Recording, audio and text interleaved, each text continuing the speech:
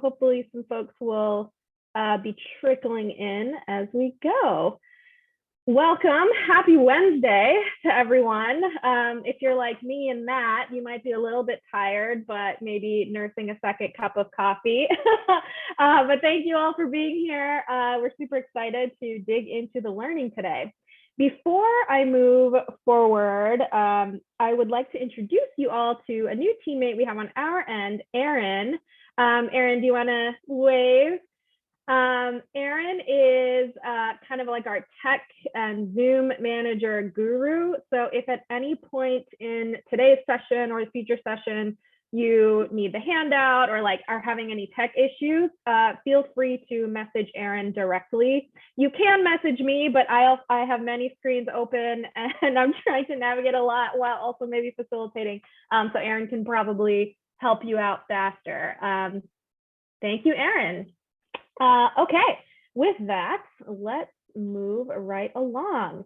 We're super excited for our second to last session today on observing for strong instruction. You'll need a few things today: the note catcher, which Erin has shared in the chat, the CSI cohort workbook, which is also linked directly in the note catcher, and then of course your pre-work, the observation video. If you have a video but you haven't uploaded it yet, we'll give you time to do that in just a moment before we kind of dive into content.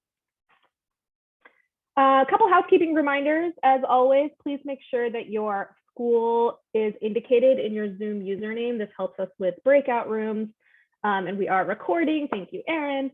And then do keep your note catcher open today. It looks a little bit different this time around, and you will most likely need to like type into it later in the session. So recommend just keeping that open on a tab.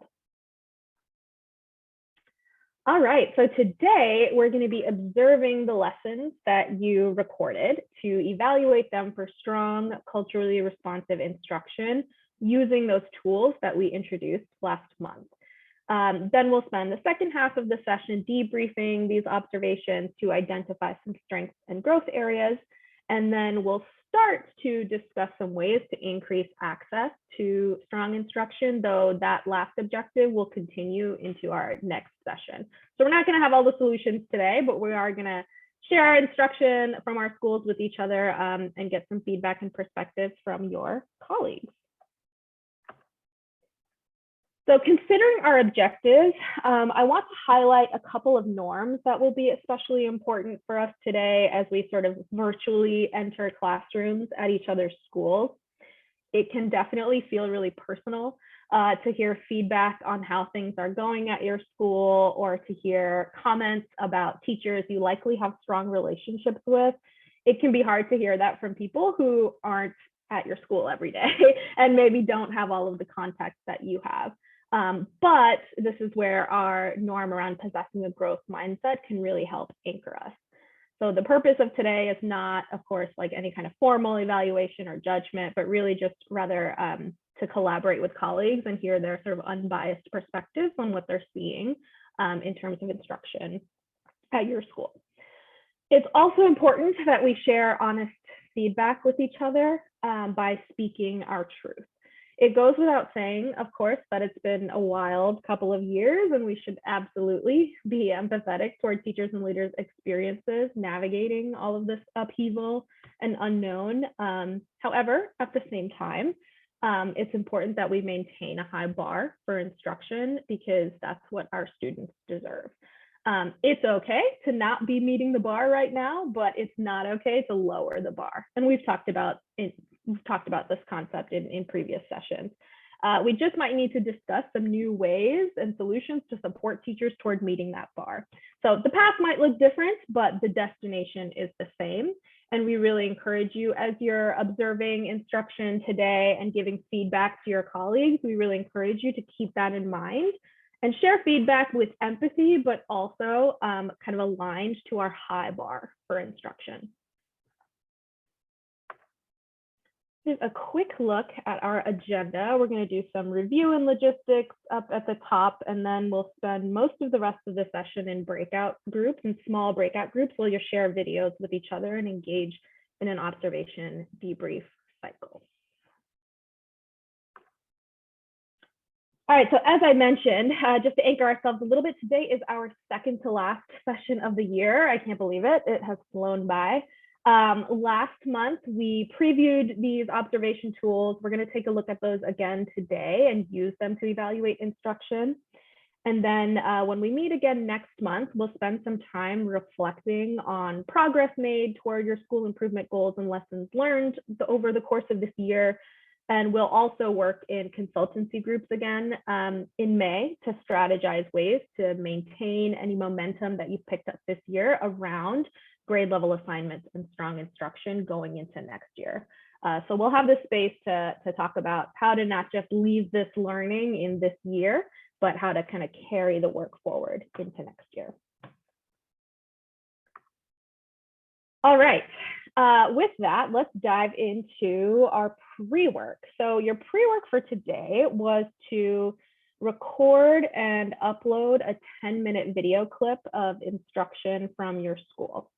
Access to these videos is going to be imperative for today's session, so we're going to take some time up front right now to sort of get all of our ducks in a row.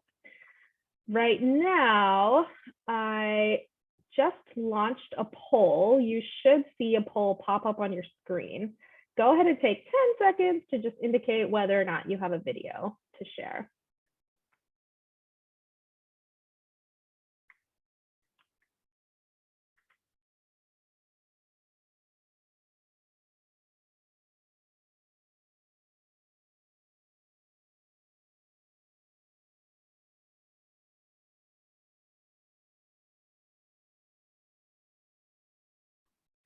I'm going to leave that poll open because it looks like not everyone has responded yet, but we're going to use these poll responses to make sure that we're pairing people up we're pairing up people who have videos to share with each other for our observation debrief cycle today. And if you don't have a video, if you indicated no in the poll, we'll do our best to strategically place you into a breakout group where other folks have videos so that you can still watch and engage in that discussion. Though, of course, you won't get feedback on instruction at your school. For those of you who do have a video but haven't uploaded it yet, we're going to take some time right now to do that because you'll need to share that link with whoever is watching the video. So right now, take a couple minutes to go to this link, which Erin will pop in the chat, and go ahead and upload your video to your school's folder. So we'll give everybody like maybe 2 minutes max right now to get this out of the way. If you already uploaded your video for pre-work, thank you. You can just sit tight for a minute.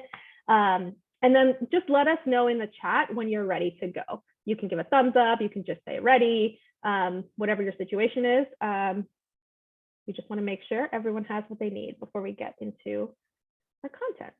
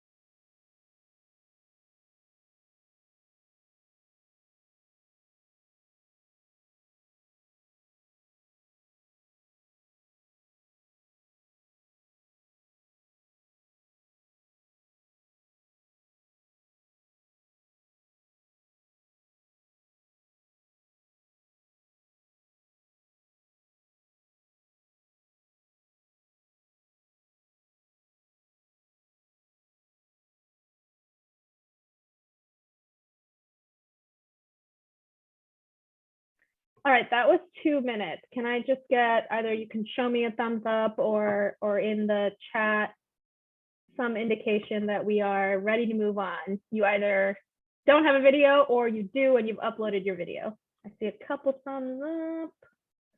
Great, great, great. Okay, if you're still uploading, carry on, but we will go ahead and move on.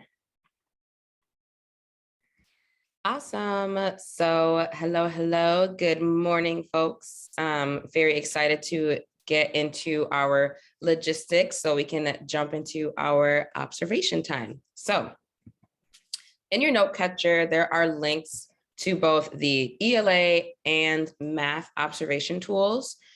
If you don't already have those up, just take a second right now and open up both of those. There are links again in your note catcher, but you will need to have both of those documents open for the observation portion of our time together.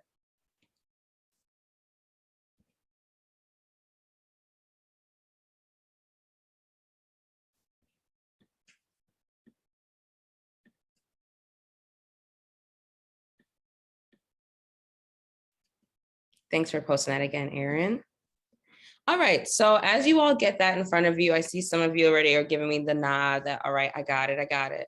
As a quick reminder, these observation tools were introduced in last month's session, and we'll be using them today to evaluate instruction. And those tools are adapted from TNTP's ELA and math instructional walkthrough tools. They help clarify a vision for skillful literacy, math, teaching and learning. And honestly, they're really just grounded in research, and that research is designed to help us think through how do we really support students in being really strong readers, make sense of what they're reading, do the mental lift, as well as how do we support students in math to be mathematical thinkers, right? Not just do computation or automaticity. So both the math and ELA observation tools have the same 4 domains: culture of learning, content practices, and student ownership. And so the specific indicators in each domain, though, will vary, and they'll differ by subject.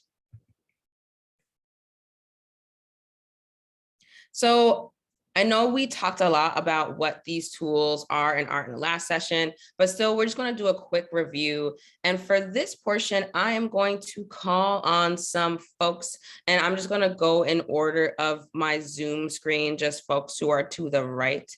So can I get Matt McLaughlin to read in the green box what they are? Come off mute. Sure. These tools are a helpful guide for planning lessons, reflecting or giving feedback on instructional practices, developing professional learning on standards aligned practices. Excellent. Thank you so much. And again, really emphasizing that these tools are meant to be in the moment snapshots. And that can be pretty difficult, especially for us as long-term coaches or school leaders, because we have so much context going into the background of our teachers. We know how far they've come, we know how much they've grown over time. But again, these tools are meant to be in the moment, in today's lesson, for these minutes that I have observed. What am I seeing? Let's go ahead and talk about what these tools are not. And I'm going to ask Kristen Hughes to come off mute and read for us, please. These tools are not intended to formally evaluate teachers, provide comprehensive feedback on teaching and learning, or replace any existing observation or coaching tools. Absolutely. Really emphasizing they're not there to formally evaluate or replace any existing structures. Again, like I know some of us are coming from contexts and where, you know, formal observations and coaching and feedback sometimes overlap. And this really allows us space to tease out that difference and think, well, when I'm just coaching and supporting, how am I giving that meaningful feedback to folks, and how I'm making that separate from any formal observation process that's also happening in my building?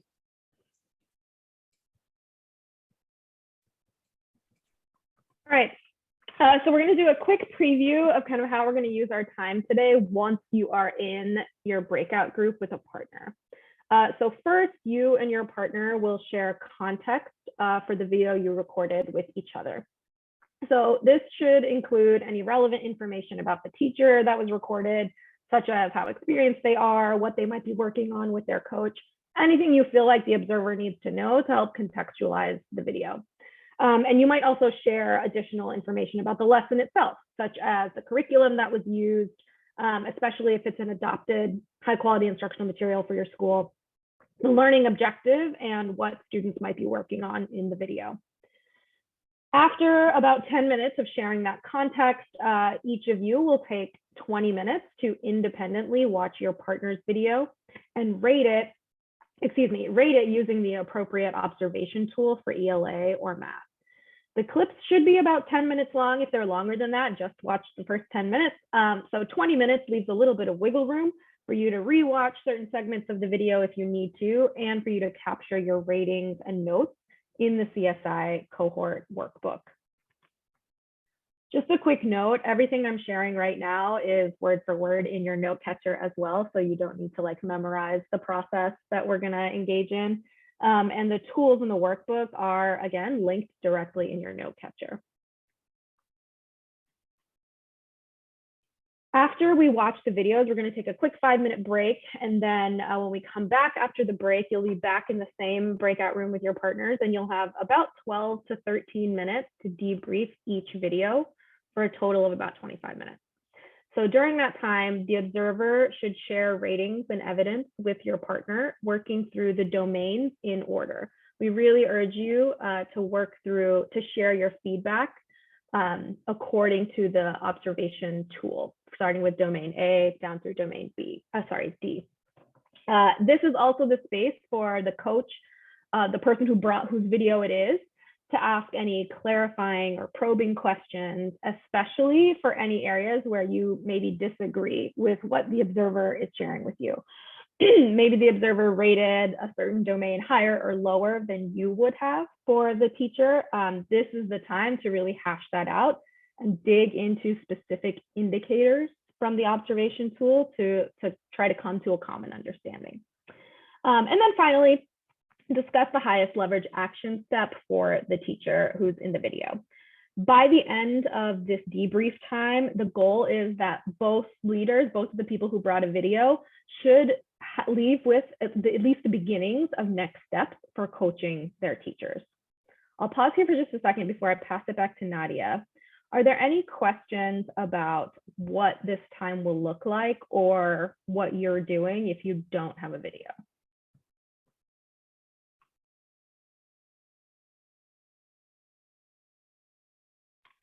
Okay, we'll pass it back to Nadia.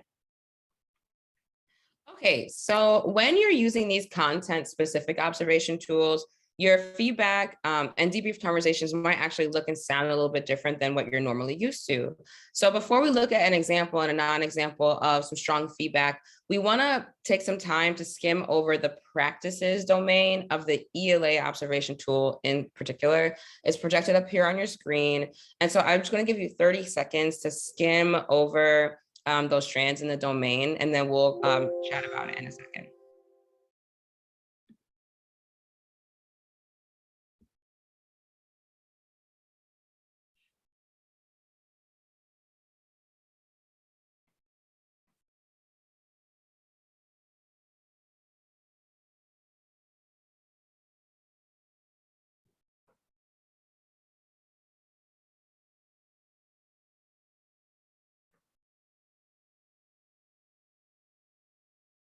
Okay, let's just do a quick check for understanding. Can I get someone to come off mute and share, based on the language of this domain, what is the purpose of the practices domain?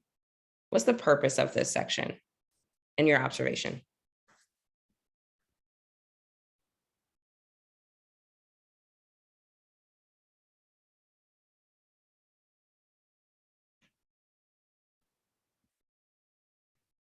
If you're uncomfortable coming off mute, you can definitely share your answers in the chat as well. But really digging into like thinking about these different strands, what is the purpose of it? Like, what is it meant to inform us about as we observe? I can share. Thank you. The practices domain really focuses on the students, first of all, doing the majority of the work as opposed to the teacher. And within that work, it's connecting to what they're reading, what they're writing, along with connection to the standard that they're focusing on. Excellent. Thank you so much for sharing, Tara. Let's get one more person to add on or dig in or share another perspective?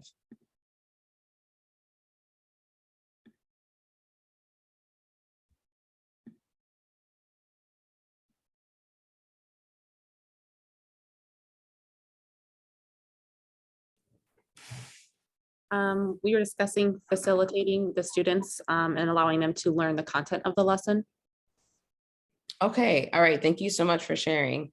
So a couple of things that I do want to make sure I stamp is that, yes, like we're thinking about the content of the lesson, and this part of the rubric really does focus on the quality of those questions and those tasks, right? So it's, are the questions integrating grade level reading? Are the tasks integrating that grade level writing? Are they rigorous? Are they text-based? Do they require students to use details from the text in order to form their understanding? Not questions like, how did that chunk make you feel, right? I mean, we think about reading or literacy observations all the time, and we think about text to world connections and text to self connections, and those things are great for investment, but we're thinking about actually transferring knowledge, and we really think through, all right, fine, once we get that initial connection between myself and the text established, how am I actually learning and digging into the content itself? And those types of questions do need to be text-based, really use evidence in order to support your conclusions. So with that in mind, let's pick apart an example and a non-example of some of the quality feedback, right? So let's go ahead and have, is it Kyla? Yes. Okay, wonderful. Kyla, can you come off mute and read the example for us? Yep. I rated the practices domain as somewhat because even though the teacher asked a lot of questions, many of them didn't require text evidence, like what does freedom mean to you? And they weren't sequenced to deepen understanding of the poem. Most of the questions stayed at the literal level. Awesome. And let's go ahead and get Will to come off and read the non-example. Sure. I rated the practices domain as yes, because overall the teacher asked great, compelling questions and kids were really engaged with the assignment. You could tell the teacher spent time investing students in the novel and front-loading vocabulary. Most of them were on task the entire time. Okay, so we do really want to pause here and just like dig in for a quick second before we transition into actually giving feedback to our observations, right? So just take 2 minutes. And in the chat, what are 2 key differences that you're noticing, or what are some key differences you're noticing between these 2 examples?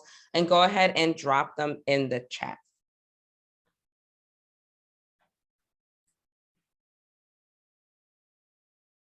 You could even speak to what makes the example maybe stronger than a non-example. But yeah, what are some of the differences between these 2 framings of feedback, and what makes the example potentially more effective?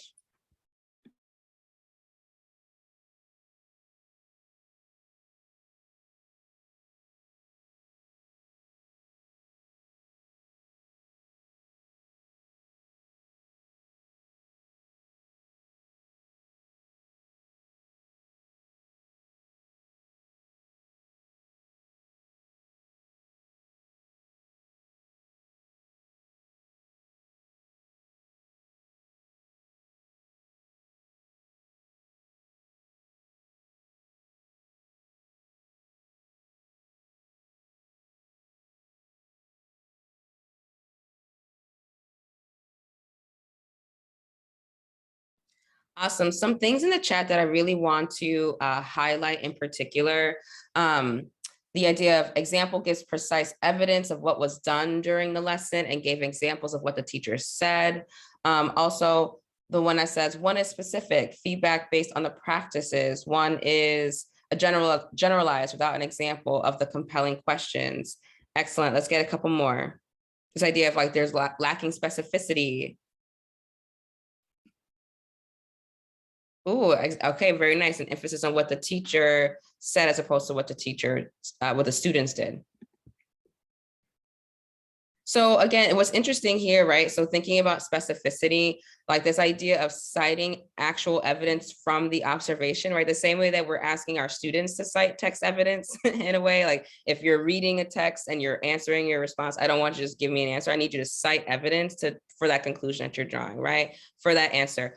Our teachers want the same exact thing from us. If I walk in and I say, oh, that could have been stronger, they want evidence, right? They want to say, well, what was it? Like, what kinds of questions did I ask that could be stronger? What kind of student responses were posed that I think that could be beefed up? And the same way that we're asking our students to attend to that learning and specificity, we need to come with that same rigor in our observation notes and what we're capturing in our feedback. So excellent. Thank you so much for hitting that. So again, the example is effective because it's anchored in the indicators from the observation tool, is looking at evidence, is providing specifics in terms of what the teacher asked, and it's aligned to the focus of the domain. However, the non-example is not effective because it's anchored in personal opinions, right? This idea of, it's clear that they invested students. It doesn't provide any specific evidence, and most of the feedback is actually not really aligned to the focus domain, even to the focus of the practices domain. It's actually comments about the students being engaged, which is actually more under culture of learning. So I really wanted to stamp that. And so how can we think through, how do I attend to that level of rigor in my own observation feedback in today's practice? Thank you, Nadia. All right, we're about to jump into some observations. So just another quick reminder, I talked about this already, but once we send you off into your pairs in just a moment, go ahead and start on step 1, sharing context for the video that you recorded. Doesn't matter who goes first, but if you get stuck on who needs to go first, let's just say the person whose birthday is next in the calendar year can start first. Each person will have up to 5 minutes to share relevant information. If you don't need the whole time, totally fine. Go ahead and move on to the next piece and watch your partner's video, and make sure to add your ratings and evidence into the CSI cohort workbook so you don't lose your notes. Note that 20 minutes is independent work time. You will have the chance to debrief with your partner after the break, but we really want you to take some focus time digging into the video before you share anything with your partner. During this next 30 minutes, we will be sharing time checks as announcements, and those will show up kind of at the top of your screen, so be on the lookout for those. This agenda with timestamps is also in your note catcher. And we do have to name, of course, that because of the nature of this being a virtual session, there does need to be some amount of self-management required. We'll do our best to keep you on track with time checks and reminders, but we also ask that you manage your own time effectively as well. And with that, Erin, if you're ready, go ahead and send folks to breakout.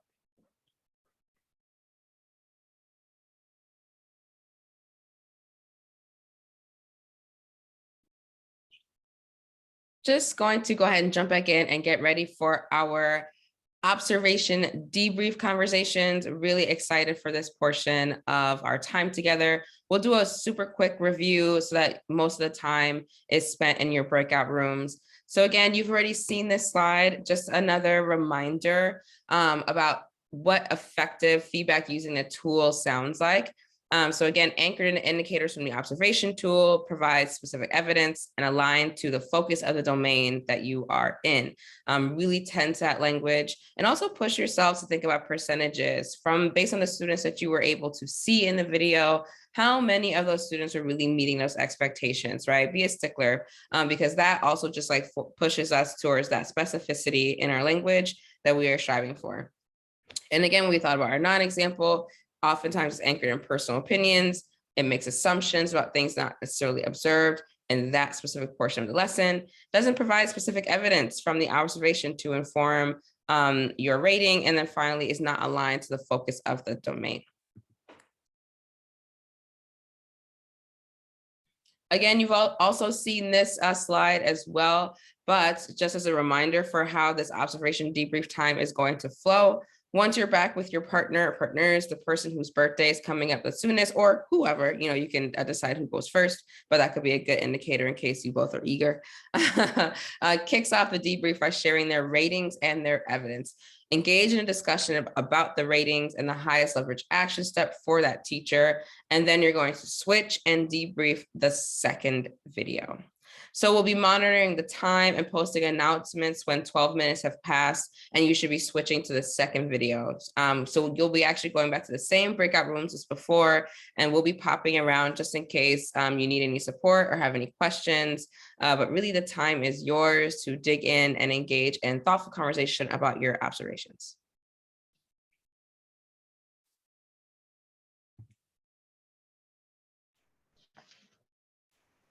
This meeting is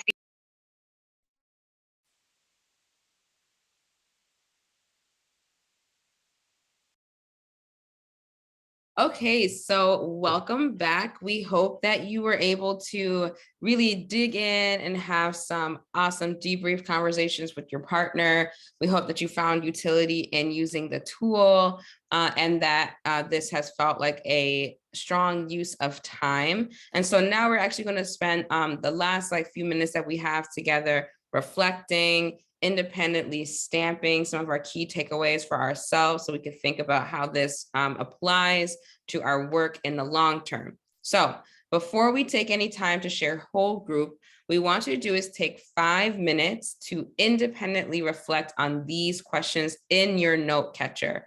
Again, these questions are in your note catcher. We really encourage you to jot down your ideas. It can be bullets, it can be sentences, whatever you need in order to help solidify some of those thoughts.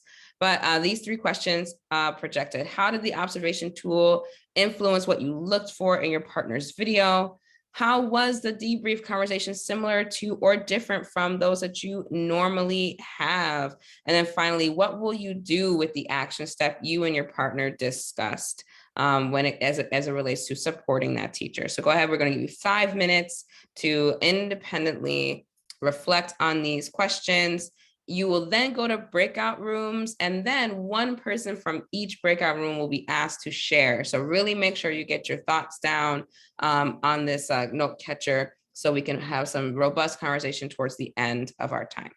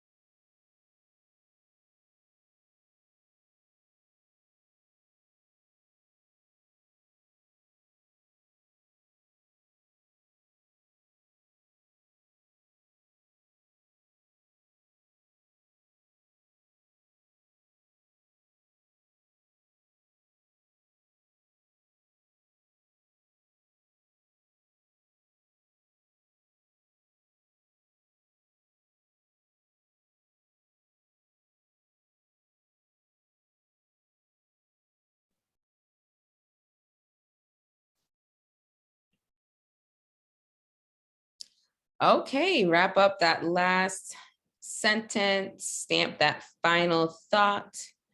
And we'll be sending you to breakout rooms in just a moment where you'll have 8 minutes to share your answers. So same questions with your partner. And when you come back, whole group will have one person from each breakout room share a highlight or key takeaway from the conversation. So be ready to share. Okay.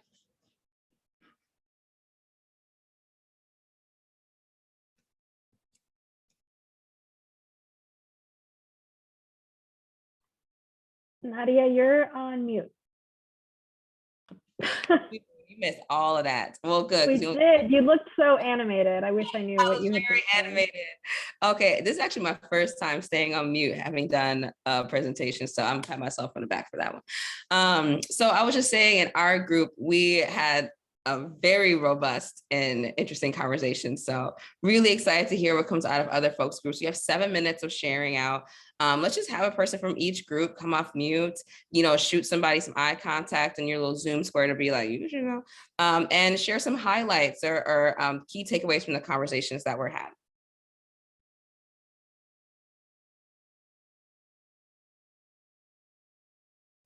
Everybody in our group agreed that the tool helped us be more focused on what to look for. And like I said, it made me think, like, when I'm doing my observations, I know my evaluation tool. So like as I'm doing that observation, I'm like, oh, that's that box, that's this box. And so not knowing this tool and then going back through it, it just makes you think, did I see that? Did I not see that? How often? And things like that. And then as far as the observer and the coach go, a lot of us kind of agreed it was easier to be more honest or upfront because it necessarily wasn't going to the person doing the teaching. And then I always just try to say, like, for me, I always try to keep evaluation from a coaching standpoint anyway, because they're ours and we want to improve them anyway. So that's where I try to live with it. And then what would I prioritize for this teacher? I would just go tell them thank you for letting me videotape them and use them for this process.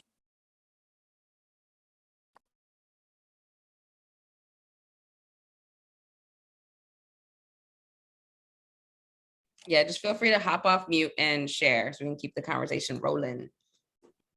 I can share what our group talked about. We have really been forward planning for August and September. So really honing in on that culture of learning section and using that verbiage as we go into classrooms right away at the start of the year for August and September to see what's really in place and what needs a boost for that positive culture of learning and just the routines and procedures that are gonna have to sustain them for several months. So really just honing in on that first culture of learning section for the first couple months of school.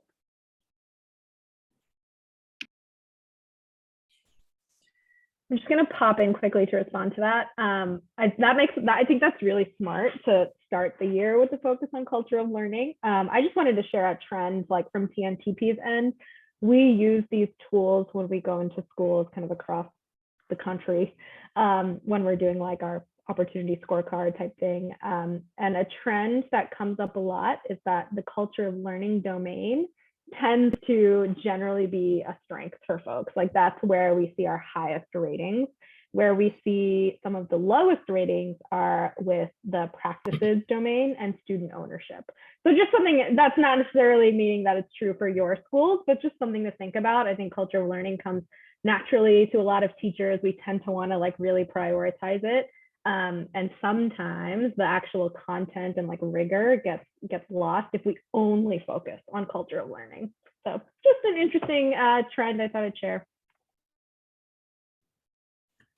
One of the things that we talked about was how, like I think Lucas mentioned, this can seem kind of time consuming, like you might need more of a formal observation situation to use this in for a longer snippet.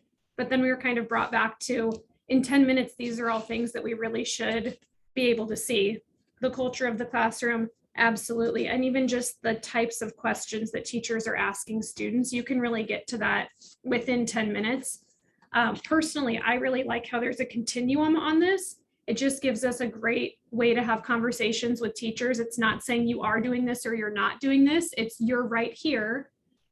This is what we can do to get you to the next level. And then once you're at the next level, how do we move you to the next level? So slowly getting you up to that, yes, this is always happening in my classroom. rather than just telling them it's not happening and you need to fix it so that you're doing it. It's not that simple. So it gives them baby steps to work with and little goals.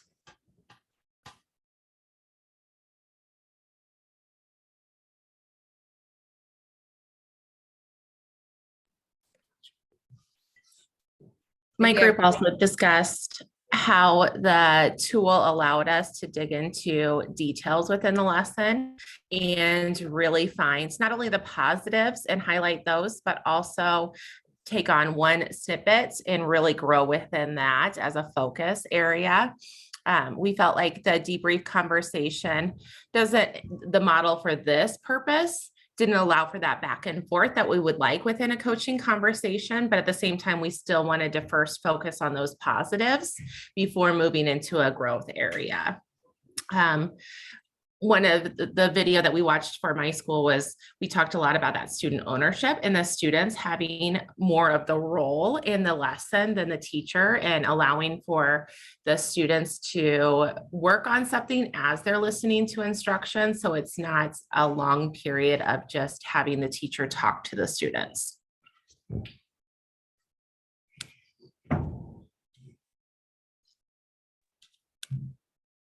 Thank you all so much for sharing and engaging with us, even if you weren't able to bring a video. Thank you for still kind of engaging in that conversation. We are gonna go ahead and start our closeout for the sake of time. As always, we ask that you please take a few minutes to complete the session survey before the session is over, so you don't have to think about it later. We say it every time because we mean it. We really do value your feedback and use it to consistently improve these sessions for you. So I'm going to set my own timer for 3 minutes. Would love to give everybody 3 minutes just to independently fill out that survey. And then I'd like to open the floor to close out with some shout outs and gratitude for your colleagues today. So do the survey first and then start thinking about a shout out you want to share with someone in this group.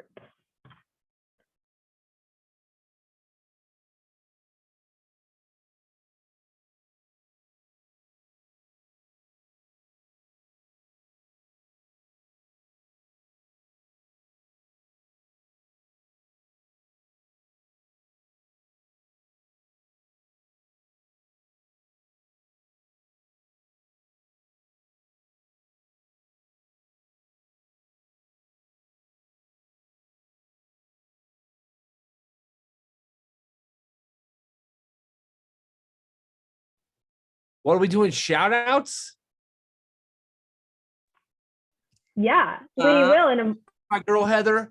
We were colleagues in Wichita, didn't even know it. That's a little shout out. Had a couple of really good conversations. So shout out to Heather right there, Heather Rogers.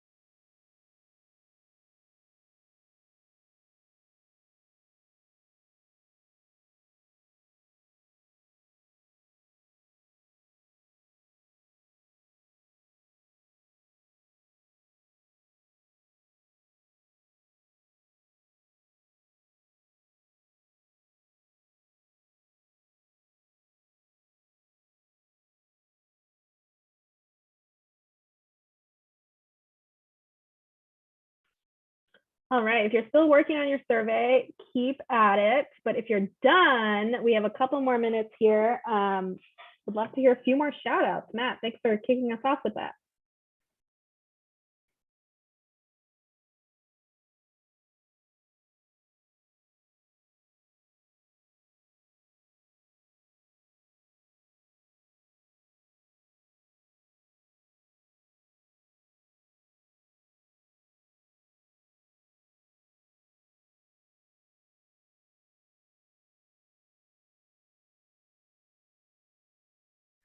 I want to shout out Reed for raising a really, really, pointed concern and like really digging in and hashing that out and having a really productive conversation. in our group. And so thank you so much for your honesty, for your candor, and for, coming with the smoke and taking the smoke, because I know I can, be a little passionate as a leader. So it was great to be able to engage in very authentic and open dialogue about teaching and learning, things that we're so passionate about. And so just thank you so much for your vulnerability and honesty and for engaging in that dialogue together.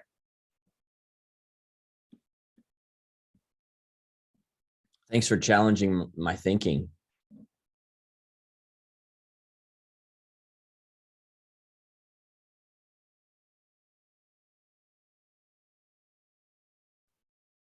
Let's get one more shout out. Share some gratitude for somebody in this space, either something they said, something they shared with you, something you appreciate about your colleagues.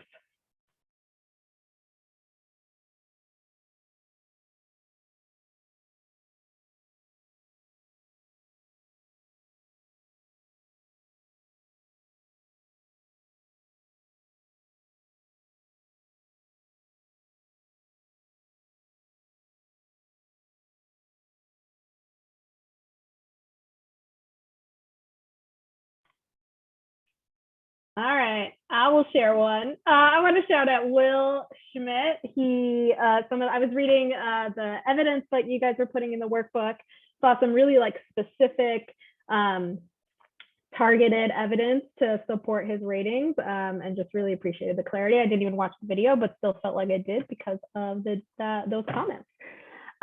Okay. Please do finish the survey if you have not yet.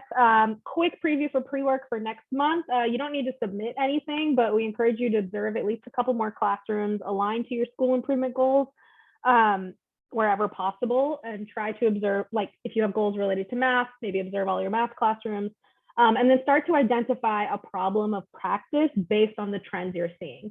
Maybe you're seeing the culture of learning is high across all the classrooms, but the practices domain is lower. So come to the next session with sort of that trend identified so you can share it with a consultancy group to hopefully get some solutions and strategies for next steps. Thank you all so much for engaging today. It is 12 on the dot, so we will let y'all go. Have a wonderful rest of your week, and we will see you next month.